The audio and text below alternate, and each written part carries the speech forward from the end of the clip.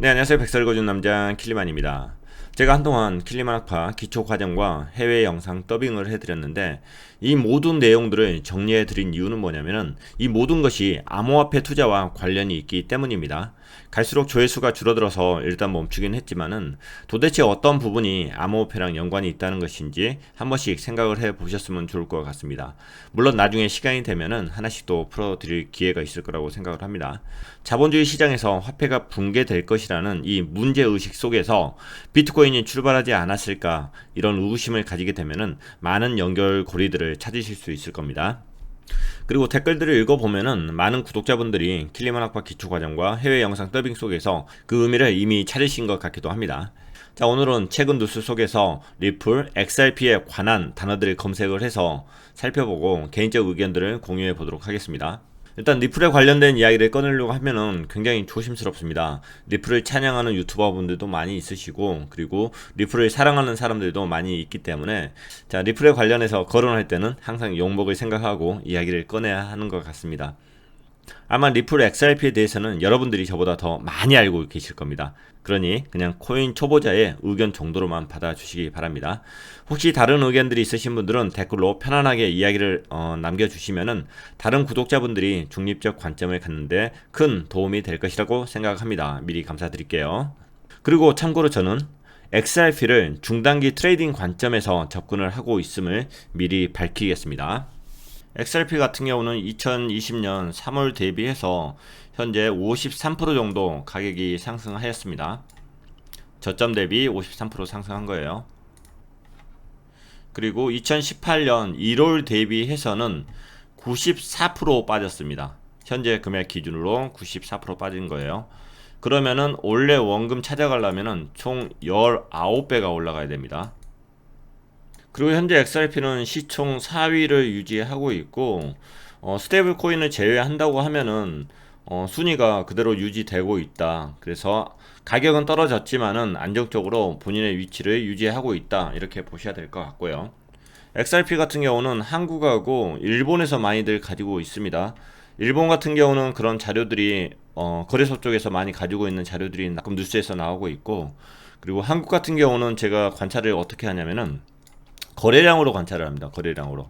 자, 업비트 거래소에서 지금 이거 소팅할 때 거래 대금을 클릭을 하면은 거래 대금별로 이렇게 소팅이 됩니다. 자, 최근에 와서 스텔라하고 에이다가 지금 거래량이 많이 늘어서 상위에 있지만은 일상적으로 리플은 비트코인하고 거래량 1등, 2등을 와리가리 합니다. 그만큼 한국에서 거래량이 많이 나오는 종목이다. 이렇게 이제 보셔야 돼요.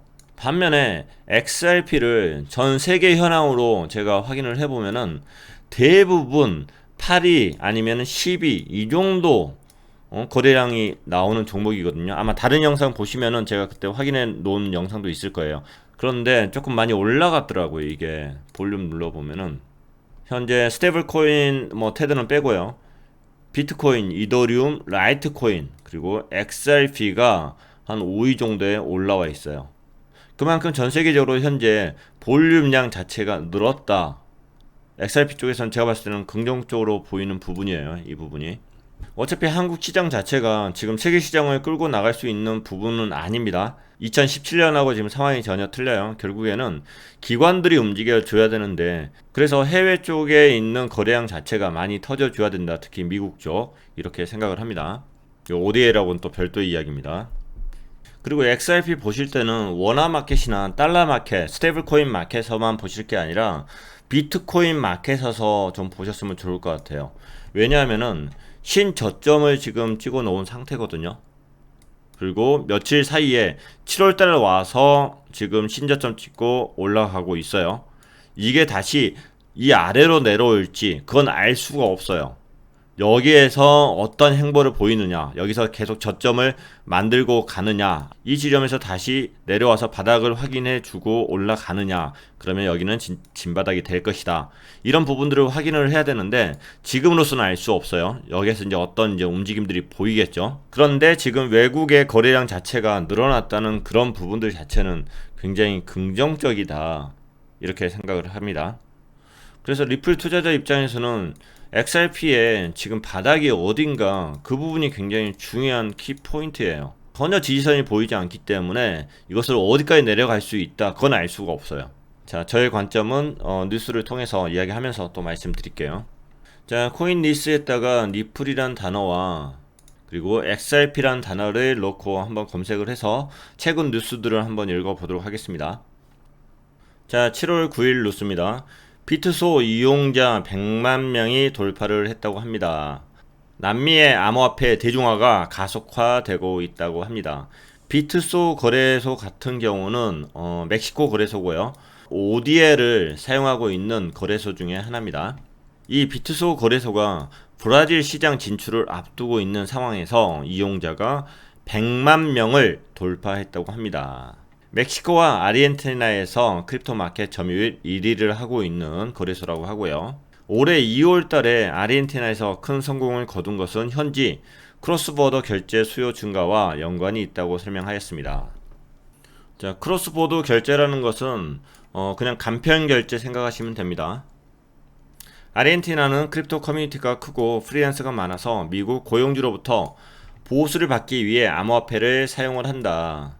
또 남미에서 스마트 보급률이 80%까지 높아져서 암호화폐 대중화가 빠르게 이루어지고 있다고 덧붙였다. 자, 이런 뉴스 나왔을 때는 일단 누가 이야기했는지를 봐야 돼요.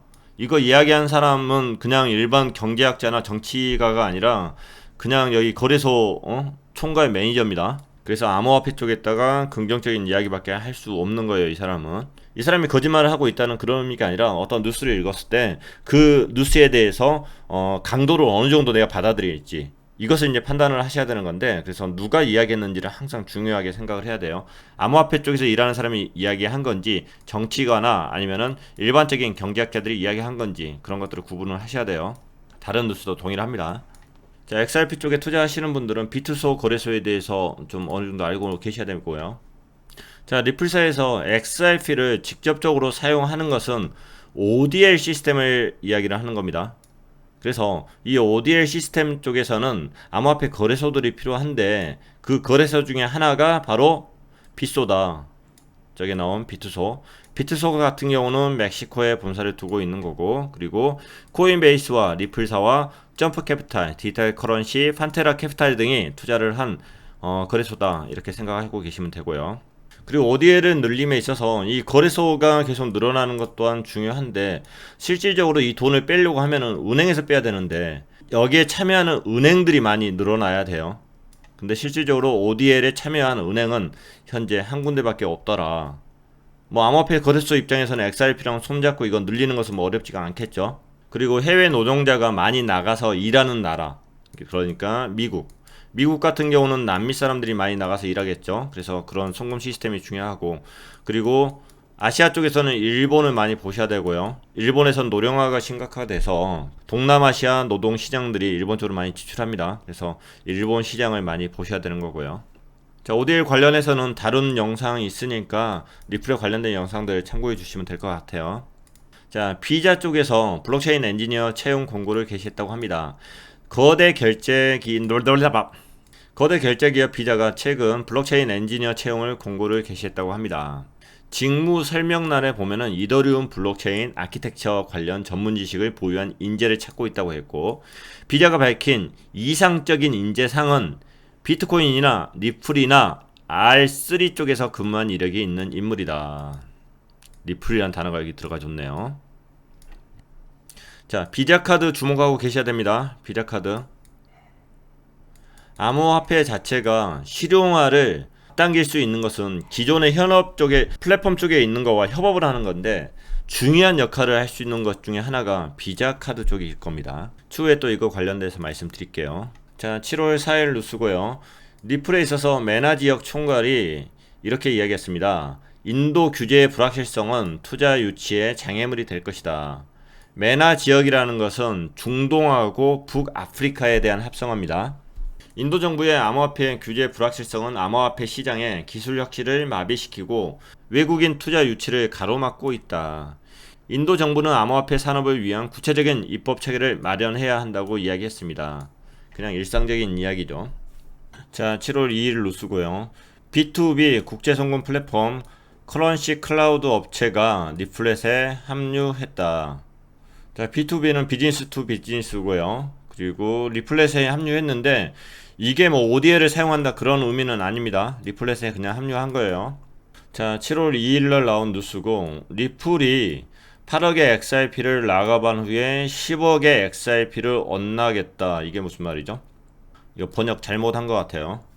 자, 매월 1일이 되면은 XRP는 10억 개가 언락이 되죠. 그리고 그 중에 8억 개가 다시 락업을 했다. 이 의미입니다. 자, 7월 1일 날 두 개로 나누어진 합쳐서 총 10억 개의 XRP가 언락이 됐고요. 자, 2017년 12월 16일 날 에스크로 계정에 이렇게 락업이 된 거고 이 물량 자체가 2020년 7월 1일 날 이렇게 풀린 거예요. 그리고 이렇게 언락하자마자 다시 락업을 해버린 거죠. 이 두 개 물량 자체가 7월 1일 날 언락된 물량을 다시 락업한 물량입니다. 자, 이렇게 2020년 7월 1일 날 다시 락업을 한 거고 이것은 2024년 8월 1일 날 풀린다.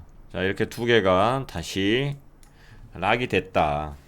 그래서 현재 전체적으로 락업이 되어 있는 것 자체는 490억 개다. 490억 개는 리플사에서 현재 가지고 있다. 락업된 물량이 490억 개인 거고, 그리고 락업 안 된 물량도 있겠죠. 시장에 팔기 위해서 락업 안 된 물량도 가지고 있다. 자, 리플사 입장에서는 이 XRP의 물량 문제를 잘 해결해야 됩니다. 그거에 관련된 제 의견들 어떻게 해결할 수 있을 건지 그 개인적인 의견도 다른 방송에 있으니까 한번 찾아보시면 좋을 것 같고요. 이 물량들 자체가 시장에 나오는 것도 문제고 이렇게 락업이 계속 돼서 시장에 안 풀리는 것도 문제고 그래요. 하지만 우리는 여기서 이제 투자자 입장에서 하나 이제 캐치해야 될 건 뭐냐면은 최소한 리플사가 이 가격에는 풀지 않겠다. 그건 이제 확실한 것 같아요. 왜냐하면은 계속 10억 개씩 물량 자체가 풀리는데 시장에 푸는 물량 자체가 확실히 줄어들었어요. 분명히 이 친구들은 뭐 풀어야 돼요. 어떤 형태로든 이제 풀어야 되는 게 입장이지만은 최근에 계속 매월 1일마다 언락이 되는 물량 자체를 상당수 대부분의 물량 자체를 다시 락을 시켜버리거든요. 이 부분에 대해서 하나 이제 캐치를 하셔야 되는 거고, 그리고 좀 이따 다른 이야기 해드릴게요. 현재 리플 차트로 봤을 때는 이게 바닥권이다 도저히 알 수가 없어요.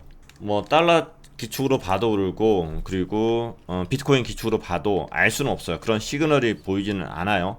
달러 기축으로 하더라도 저점들이 계속 높아지는데 그 저점들이 지금 깨져 버린 상황이 있는 거고, 그리고 여기에서 다시 지금 이제 턴을 해줬는데 이게 다시 저점이라고 생각하려고 하면은 여기서 다시 내려서 찍어줘야 되는 거거든요. 이런 부분을 보고 확률이 높겠구나 이런 생각을 할 수가 있기 때문에 지금은 알 수가 없어요. 아니면은 여기 고점들 선, 그래서 전고점 자체를 올라가 줘야지만이 이 저항선을 또 뭐 저항을 받고 또 뚫어줘야지만이 여기서 이제 저점을 여기서 찍었겠구나 이런 생각을 할 텐데 지금 현재 이 부분에서는 알 수는 없어요. 그런데 여러가지 정황상 일단 리플사에서 물량 자체를 계속적으로 몇 개월 전부터 계속 락을 하고 있어요. 그렇기 때문에 리플사의 물량은 풀리지 않겠구나 이런 부분을 봤을 때는 저점에 가까웠다 이런 생각을 합니다. 비트코인은 현재 고점에서 저항을 맞고 있는데 그 저항을 뚫어주느냐 안 뚫어주느냐, 거기를 뚫지 못하고 선물 시장에서 다시 숏 방향으로 꽂아버리면은 알트들은 같이 내려갈 수밖에 없거든요.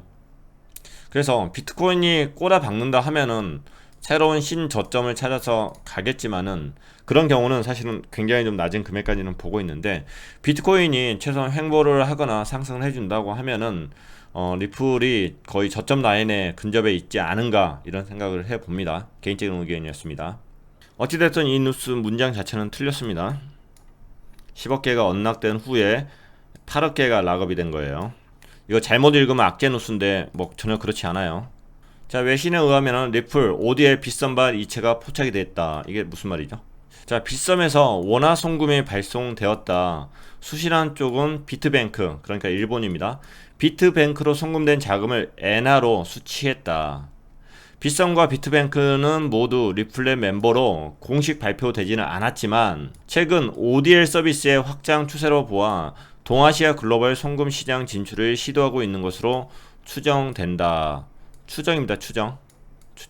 알 수가 없는 거예요. 자, 코인리스에서 좀 애매한 문장들이 있으면은 영어 뉴스를 한번 찾아보세요. 어떻게 하냐면은 여기 위쪽에 한국어 있죠. 이걸 영어로 바꾸세요. 영어로 바꾸면은, 자, 그러면은 영어로 된 뉴스를 이렇게 찾으실 수 있어요. 그러면 영어로 된 뉴스에서는 이거와 관련된 뉴스를 이렇게 연결을 시켜놨어요.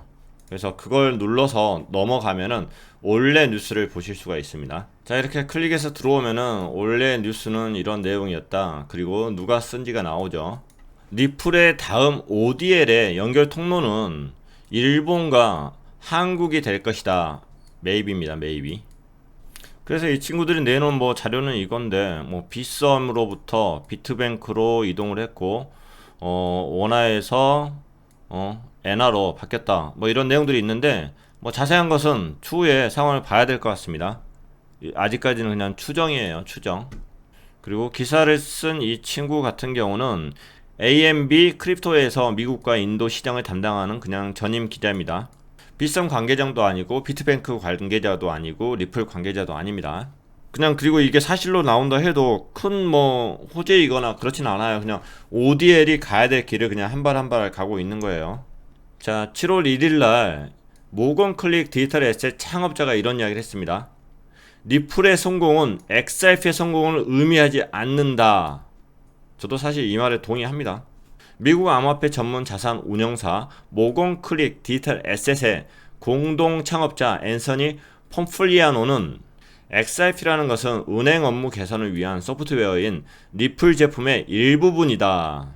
사람들이 왜 XRP를 사고서 가격이 오르길 희망하는지 이해할 수 없다. 리플의 성공이 XRP 또한 반드시 성공한다는 것을 의미하는 것은 아니다. 단기, 중기 트레이딩 관점에서 XRP의 가격 자체가 오를 거라고 생각은 하지만은 저는 이 말에 대해서 굉장히 동의를 해요.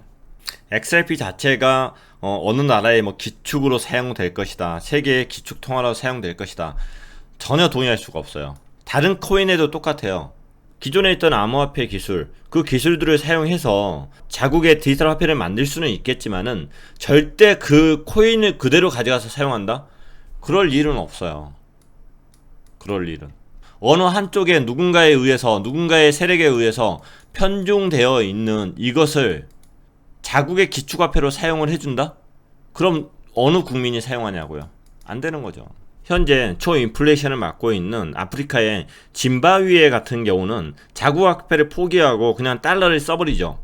이런 형태로 뭐 사용할 수 있을지 모르겠지만은 기존에 있던 암호화폐를 우리가 설계를 해가지고 이렇게 전세계 기축으로 사용하고 우리나라의 기축으로 사용하고 그럴 일은 없죠. 그런 식으로 확대 해석하시는 분들은 조금 위험하지 않나. 내가 왜 여기까지 가지? 죄송합니다. 아니, 그렇게 이야기하시는 분들이 좀 계시는 것 같아서. 뭐 여하튼 이 양반이 이런 이야기를 한 거예요. 제 의견은 다른 영상에 충분히 피력을 해놨습니다. 리플의 CTO 데이비드 스와츠는 나는 사토시가 아니다 이렇게 이야기했답니다. 비트코인은 혼자 힘으로 개발이 불가능하다. 자, 리플의 CTO 데이비드 스와이츠를 사토시 나카모토라고 추정하는 의견들이 있었나 봅니다. 그래서 이제 이런 이야기를 했던 것 같아요. 자, 데이비드 스와이츠는 비트코인 개발에 한 번도 참여한 적이 없다 이렇게 이야기했습니다. 비트코인은 한 사람이 아닌 한 팀에 의해 만들어진 것이 분명하다. 왜냐하면은 비트코인은 한 사람의 힘으로 개발하기에는 높은 기술력이 필요하기 때문이다. 한편 그는 최근 몇 년간 보유 중인 비트코인을 조금씩 팔고 있다고 이야기했다고 합니다. 자, 일본의 SBI에서 머니탭 발전 전략을 공개했습니다. SBI 같은 경우는 그냥 단순히 리플렛 협업사 정도가 아니라 리플사에 굉장히 많은 자금들을 투자하고 있습니다. 몇 번에 거쳐서 자금들을 입금했어요. 일본 SBI 그룹이 리플 기반 송금 앱 머니탭의 향후 전략에 대해서 발표했다고 합니다. 금융기관과 유인인 관계를 구축하고 개인 유저와 금융기관 모두에게 이익을 제공할 수 있는 시스템을 구축하겠다. 이스라엘 소재 기업 오픈 레거시와의 협업을 통해서 저렴하고 빠른 API 기반 접속 시스템을 구축하겠다. 페이페이와 라인페이 등 결제 서비스 업체와의 협업을 통해 머니탭 시스템을 통합하겠다. 자, 리플의 CTO, 암호화폐 규제는 효과적이지 않다. 암호화폐에 대한 정부 규제는 언제나 한계가 있습니다. 이 같은 규제는 실용성이 없을 뿐만 아니라 비트코인 가격에도 영향을 미칠 수 없습니다. 규제로 비트코인 자체를 없애는 것은 더욱 불가능한 일입니다. 동의하고요. 자, 뉴스들이 그다지 센 뉴스들이 없어요. 그냥 일반적인 이야기 드려요. 그동안 나왔던 리플사의 거대한 뉴스들에 비교하면은 큰 뉴스들은 많지 않다. 이렇게 보입니다. 자, 마지막으로 이 이야기 하나 해드릴게요. 자, 제가 다른 분하고 댓글 주고받은 내용 하나만 소개를 좀 해드릴게요. 자, 구독자분이 리플에 대해서 이제 물어본 내용이 있어가지고 그거에 대한 답변을 달아드린 게 있어요. 꽤 장문으로 물어보셨는데 또 다른 사람한테 리딩 되는 게 싫으셔가지고 이야기가 끝나면은 대부분 다 지워버리시더라고요. 이분 같은 경우는. 자, 리플하고 관련된 부분만 읽어드릴게요. 제 답변만 말씀드리겠습니다. 리플에 관련된 저의 의견을 말씀드리겠습니다. 세력이 물량 확보를 위해서 가격을 누르고 있다는 가설은 크립토 시장에서 비트코인에만 해당된다고 생각합니다. 비트코인은 2100만 개라는 희소성이 존재하며 또한 전통 금융 시장에서 파생 상품 시장을 위하여 물량 확보에 공을 들일 수밖에 없습니다. 다른 프로젝트에 동일한 가설을 세우는 것은 앞으로도 위험할 거라고 생각을 합니다. 가격 하락에 대한 자기 위안을 위한 합리화에 불과하다 생각합니다. 특히 리플은 이 가설이 성립될 수가 없습니다. 세력이 물량 확보를 해야 한다면 거래소에서 시장가에 힘들게 살 필요가 없습니다. 리플 본사에서 할인된 가격에 매월 10억 개씩 사오면 되지 않을까요? 물론 이것도 가설이겠죠. 업비트나 빗썸에 새로 상장된 코인들도 대량 물량 필요하면은 거래소에서 매수하는 게 아니라 직접 프로젝트 팀에 연락해서 할인된 금액에 매수를 할 수 있습니다. OTC 시장을 말씀드리는 게 아닙니다. 이게 프로젝트 회사를 말씀을 드리는 거예요. 이번에 리플 수혈 전날 같은 경우도 저는 모든 물량을 매도했다고 말씀드렸습니다. 제가 방송에서 리플 수혈에 대해서 언급했기 때문에 저의 포지션을 미리 말씀드리는 것이 도리인 듯 해서 저의 포지션이 변경될 때마다 말씀을 드렸습니다.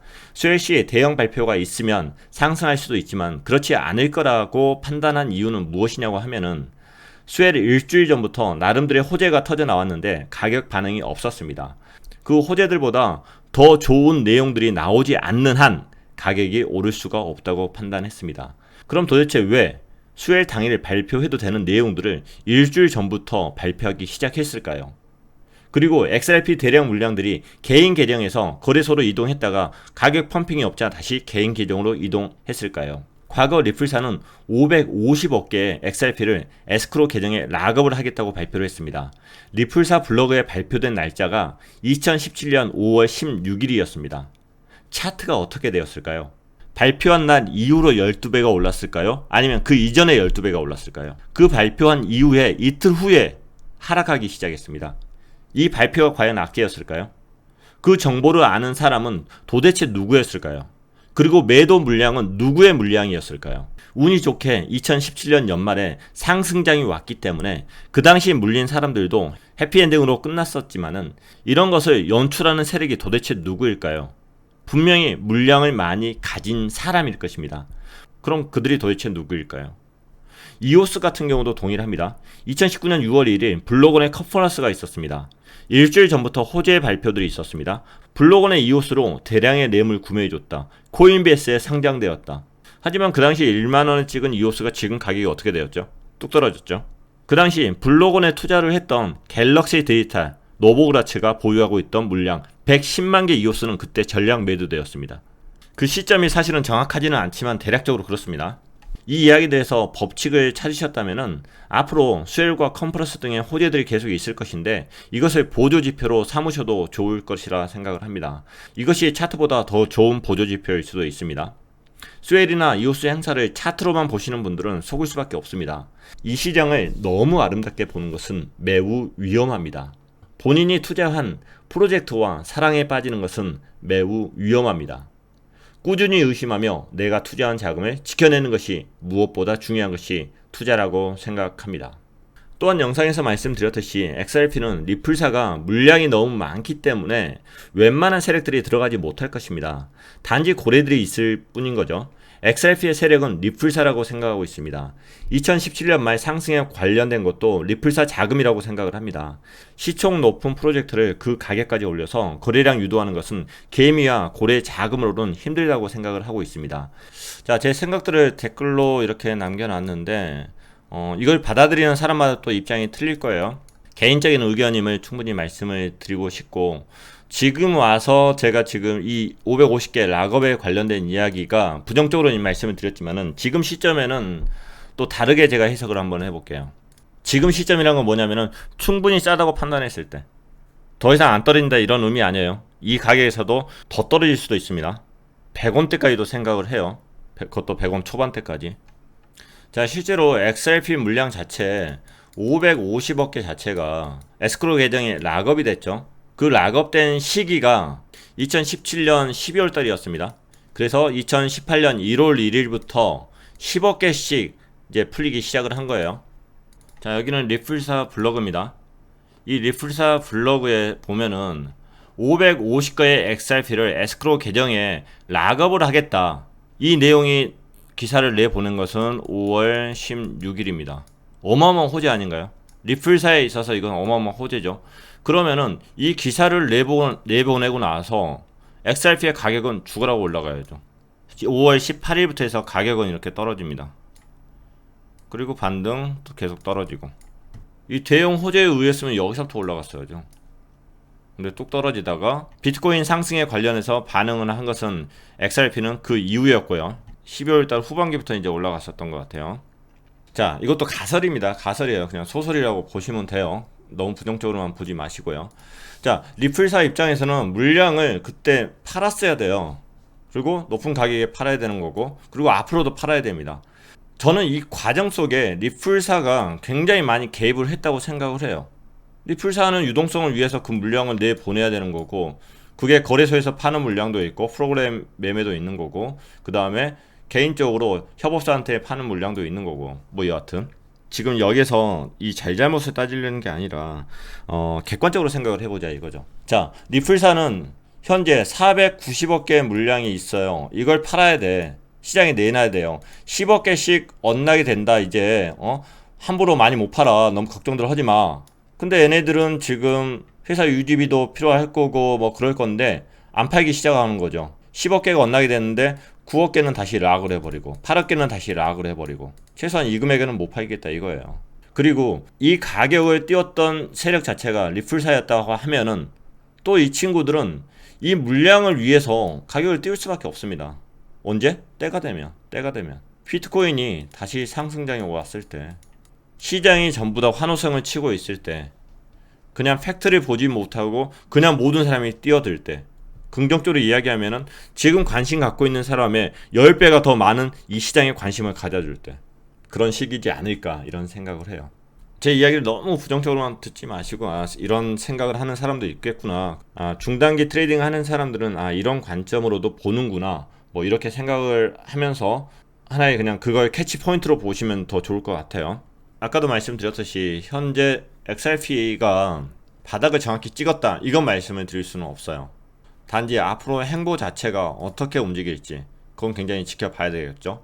지지선 자체는 방금 이 두 지점이 지지선이 돼서 그 부분에서 확인을 하고 다시 올라가 줄 때, 그러면은 쌍바닥 형태가 될 거고, 다시 내려오더라도 여기서 다시 지지를 해준다, 그러면은 여기 헤드앤숄더 위치가 되면서 바닥이구나 이런 생각을 할 수가 있는데, 지금은 알 수가 없습니다. 분명히 반대로 이 저항선들을 뚫고 올라가 줬을 때, 물론 이런 저항선은 또 뚫고 올라가서 다시 이 저항선에서 지지를 하고 올라갔을 때, 이럴 때가 이제 확인 매매하는 거죠.